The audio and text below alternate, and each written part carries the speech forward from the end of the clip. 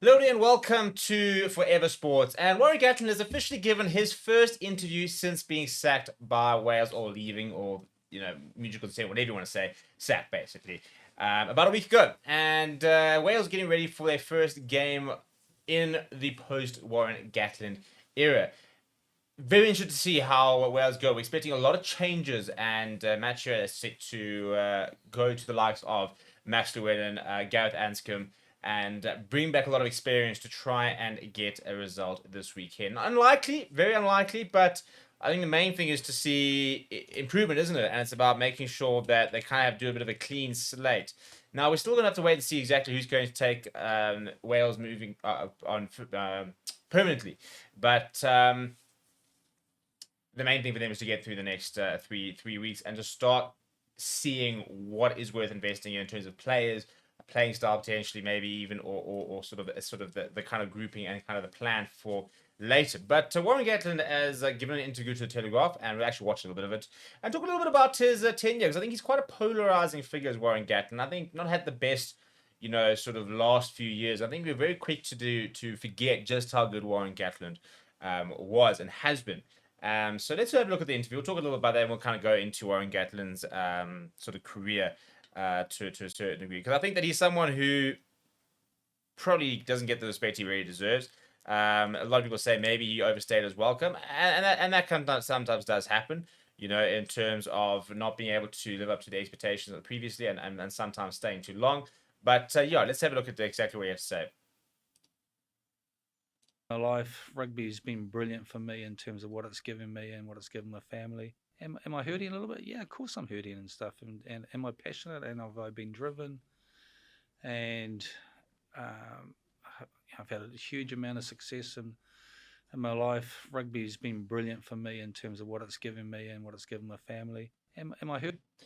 So yeah, I mean, not just a bit of a snippet. We'll go through some of the more sort of quotes in a second, because I think the main thing he talks about a little bit about when he decided to leave the likes of that. But I think the main thing, before we sort of get into exactly why he was sort of left and stuff like that, is we have to look at what he's actually done. Now he's 61 years old. He's been part of the coaching staff for a long coaching environment for a long time. So, he was involved in Ireland for the likes, and he obviously been involved in the Chiefs.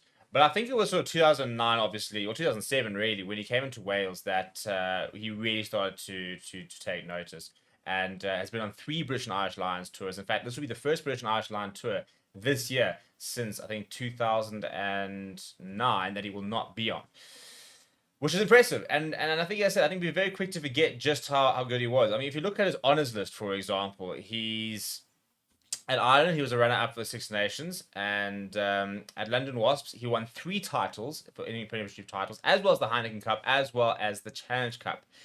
For Wales, they won 4 Six Nations titles, was runner-up on 2 occasions, and won the Grand Slam on 3 different occasions.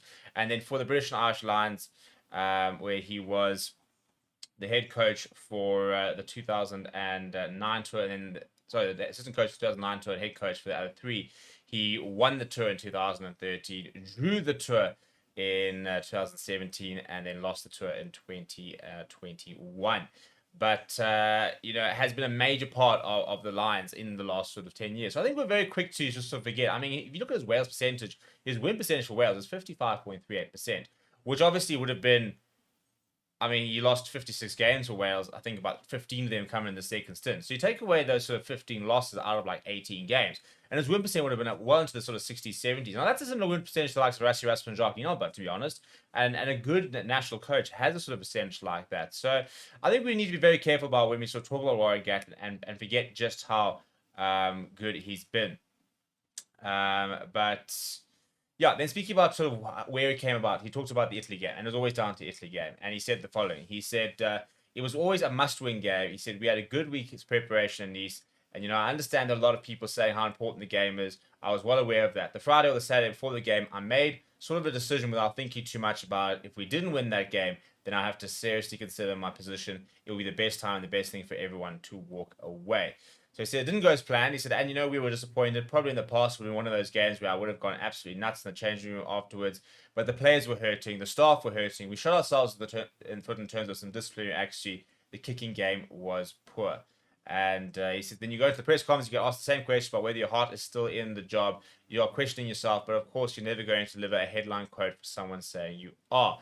And I suppose that's the main thing, isn't it? You know, he was questioning himself. And as soon as you've got a coach who doesn't fully believe that they can do the job, you've got to move along, don't you? And I think what's very sad about Warren Gatland is the second stint. Because I think if he hadn't come back, there would have just been so much good attached to his name in Welsh rugby. And it's amazing when you think that he was there for, 14, 15 years initially.